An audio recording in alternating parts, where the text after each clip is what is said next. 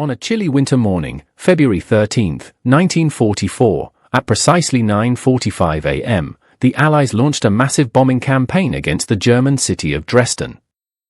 The raid, code-named Operation Thunderclap, involved over 1,300 heavy bombers from the British Royal Air Force and the United States Army Air Forces. As the bombers approached their target, they were met with a withering barrage of anti-aircraft fire from the German Flak 37, a formidable 88mm gun that had been the scourge of Allied aircraft since the early days of the war. But what made the Flak 37 so feared, and how did it become the most iconic German anti-aircraft gun of World War II? As the story goes, the development of the Flak 37 was a direct response to the rapid advancements in aircraft technology during the interwar period.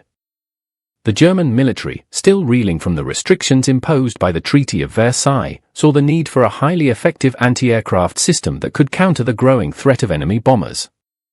In 1933, the German army began secretly developing a new 88mm gun, which would eventually become the Flak 37. The gun's design was influenced by the earlier Flak 18, but with significant improvements in range, accuracy, and firepower. The Flak 37 was a behemoth of a gun, standing over 7 feet tall and weighing a whopping 5 tons. Its 88mm barrel was capable of firing a 20-pound shell to an altitude of over 30,000 feet, making it a significant threat to even the highest-flying bombers. But what made the Flak 37 truly fearsome was its ability to be used in a dual role, as both an anti-aircraft gun and a direct-fire artillery piece. This versatility made it a highly sought-after asset on the battlefield, and its presence was often the decisive factor in determining the outcome of battles. One notable example of the Flak 37's effectiveness was during the North African campaign, where it was used to devastating effect against Allied aircraft. On June 10, 1942, a group of Flak 37s were deployed near the town of Beerhachheim, where they proceeded to shoot down over a dozen Allied planes in a single day. The loss was so severe that it forced the Allies to temporarily ground their aircraft, giving the Axis powers a temporary reprieve. But the Flak 37's success was not without its challenges. The gun size and weight made it difficult to transport, and its complex firing mechanism required highly trained crews to operate effectively. Moreover, the Allies soon developed tactics to counter the Flak 37, such as flying in tight formations and using electronic countermeasures to disrupt its firing systems. Despite these challenges, the Flak 37 remained a formidable force on the battlefield, and its legend continued to grow as the war wore on. In the final months of the conflict, as the Allies closed in on Germany from all sides, the Flak 37 was often the last line of defense against the relentless bombing campaigns. Its guns continued to blast away at enemy aircraft, even as the war was clearly lost. The story of the Flak 37 serves as a testament to the ingenuity and determination of the German military during World War II.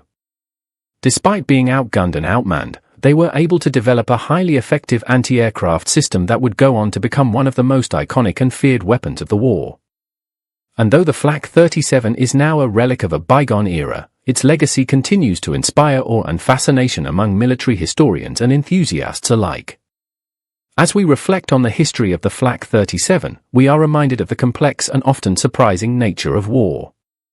The development of this powerful anti-aircraft gun was a direct response to the rapid advancements in aircraft technology, and its impact on the battlefield was significant.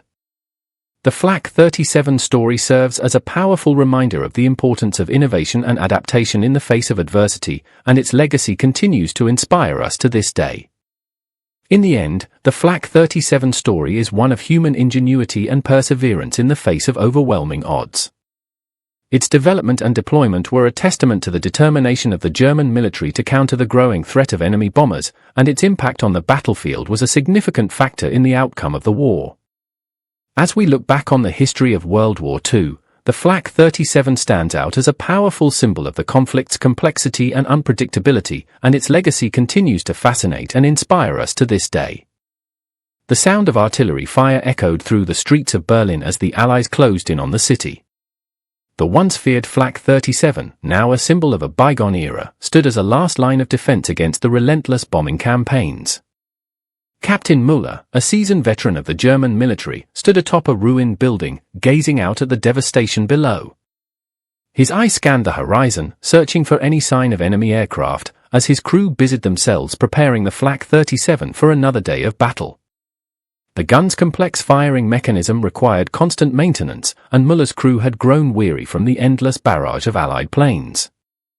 Despite their exhaustion, they worked tirelessly, fueled by a mix of adrenaline and desperation.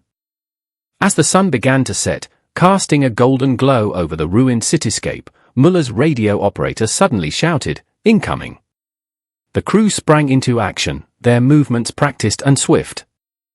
Muller raised his binoculars, scanning the horizon for the telltale signs of enemy aircraft. A formation of bombers emerged from the haze, their sleek silhouettes glinting in the fading light.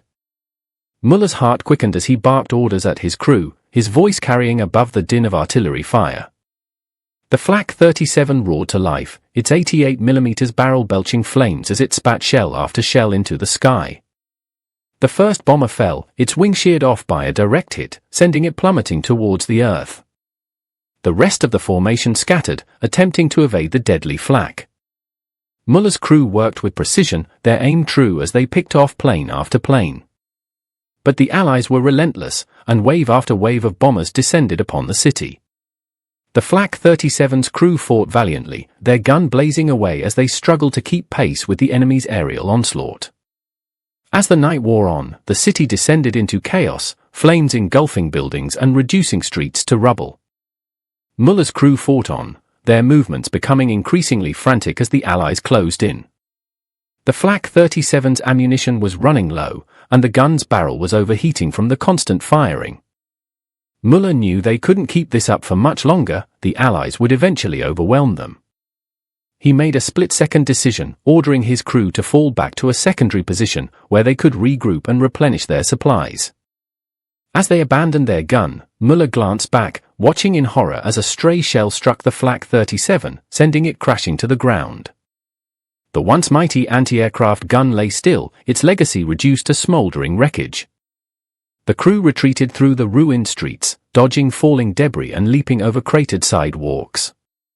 Muller's heart heavy with the knowledge that their time was running out, he pushed on, driven by a desperate desire to survive.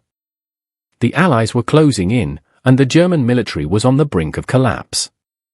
As the night wore on, the sounds of war grew louder, the artillery fire and screams of the wounded filling the air. Muller's crew stumbled through the darkness, their footsteps echoing off the ruined buildings, their fate hanging precariously in the balance. The Flak 37 may have fallen, but the war was far from over, and Muller's crew would have to fight on, against all odds, if they were to survive the coming dawn. Muller's crew finally reached the secondary position, a cramped and dimly lit bunker buried beneath the rubble of a destroyed hospital.